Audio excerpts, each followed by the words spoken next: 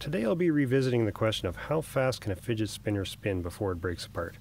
And this is the sample group we'll be using for this experiment. I've got spinners with steel weights, ball bearings, LED pods, and a couple of batarangs. I first saw this done on the Beyond the Press channel with results above 19,000 revolutions per minute. I understand what they were doing with different size spinners, but I was a little disappointed they used 3D printed spinners instead of just regular store-bought spinners, which most people would have access to. To give credit, I did get the idea from them, and they got the idea from a gentleman named Scott Manley. Mr. Manley had taken measurements and calculated the maximum speed to be just above 21,000 revolutions per minute. Those will be linked in the description. Prior to this video, I had some friends over for Canada Day, and we exploded a few then.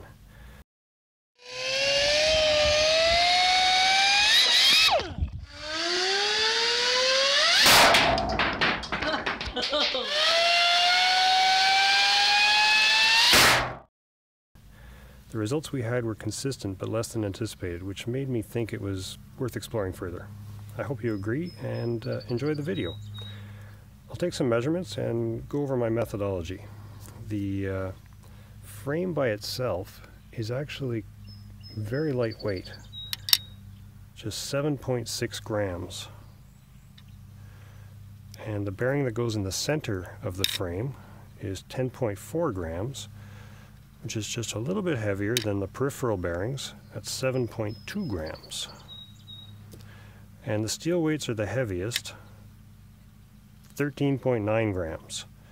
But the lightest by far are these little LED pods. There's just not much to them. A little battery, circuit board, and then these plastic pieces. I mean, they weigh in at 2.7 grams. So it actually would take 5 of these and a bit, I think, to make one of these. So that means these are really going to have to be moving to have the same centrifugal force to break it apart. And I actually already did an experiment because I wanted to make sure I was able to even achieve those speeds. And what I found, this was my test subject, these pods are not pressed in nearly as well as the steel weights or the bearings, and they would fly out as you're reaching breaking speed. I mean, this one was very close. I don't know if you can see the stress marks on it, but I think had they hung in just a couple seconds longer, it would have gone. Even there's stress marks I hope you can see on the inside of the spinner body.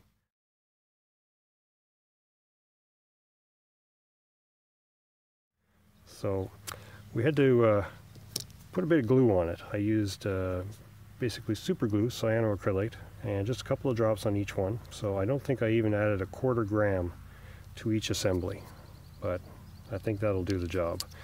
And the rig I'll be using for this, in my initial experiments, I used this die grinder, which is a very similar setup to the Beyond the Press channel. This can explode your regular spinners, no problem. Now my die grinder is only capable of going 22,000 RPM, and actually it's a bit less than that when it's got the wind resistance of a spinner on there. I think with a die grinding reel it probably would reach its top speed no problem. So what I've got instead for this experiment, we're going to use this motor. It's a brushed motor. It runs on 120 volts AC, so it just plugs into the wall. I'll be running it with a dimmer switch, and its free running, no load speed is just over 30,000 RPM. Very fast. And if need be, we can overdrive it a bit. I've got a step-up transformer. I measured the run out at just under 1/1000th of an inch, so it's very accurate. There won't be any vibration caused by the motor. And just to get the best possible consistent result, any that were obviously out of balance, I balanced a bit just by removing a bit of weight if I needed to, or in this case I removed one of the plastic shields out of the bearing, just to for consistency across the board. What this does, it's a static balance, and you can always see obviously where the heaviest part of the spinner is, and like I say, you just remove a bit of material and then there won't be any vibration or resonance that might affect the result. This is the tachometer that I'll be using. It's also from the model airplane trade, it measures the number of blades of a propeller, so you can actually select how many blades you've got. So we will obviously be using 3 blades. Important to note, it's times 10. So whatever you see on the display, just add a 0. So if 700 on the display, it's actually 7,000 RPM. Same thing, 1200 on the display, it's 12,000 revolutions per minute. So I think that about covers it. At the end of the video, I'll have a chart with the dimensions of these spinners, as well as a cross-section of the average of these braking areas, and it's not very much. I kind of measured it at 4 millimeters by just over 7 millimeters as the average. Again, somewhere a little bit more than 4, somewhere a little bit less than 4, and there's also the radius to consider, but those will be at the end of the video. So I think we'll just get down to blowing up spinners. I'll start with the heaviest ones first and go on to the bearings, and then I'll try and blow up one of these LED spinners. And the batarangs I'll do last because they're by far the least balanced. There's not much you can do for them. They're bottom heavy and they kind of hang to the side. I'd have to add weight to the top of it to make it balanced, which is impossible. I don't want to weaken the frame in any way. Anyhow, let's get to it.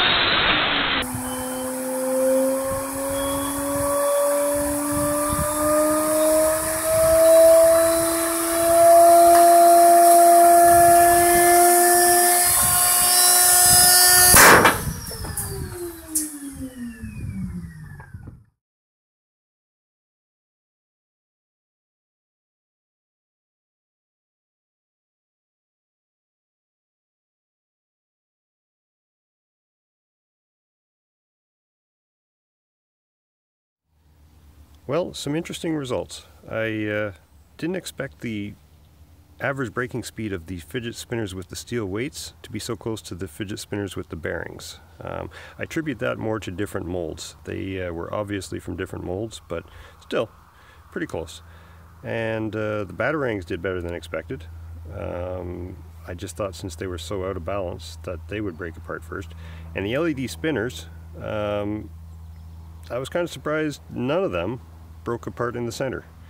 And I think maybe that's to do with just this tiny battery pressing against the edge with so much force. Maybe it causes it to be an oval. I don't know. The only other one that broke like that was this red one with the bearings, and it looks like it probably wasn't molded quite right. Maybe there was a contaminant in the plastic. It doesn't look like an air bubble, but it also doesn't look like it was bonded at those shiny parts. So, interesting. I mean, they're not super high quality parts, obviously. And I also found an air bubble in this one. So, the other thing that I thought was interesting, as they were getting up to speed, I noticed the rubber shields couldn't hang into the bearings, and also these plastic pieces would start breaking apart at the uppermost speeds. You can see that the most at the batarang video. You'll see it bounce off the corner of the desk, and that's the plastic that keeps everything equidistant in the middle. And in almost all of them that broke apart, and of course when it hit the edge of the container that finished off the rest of it. But yeah, I think that was a pretty good result. The LEDs certainly are tough. They're hard to kill with centrifugal force. I wonder how they do around electricity.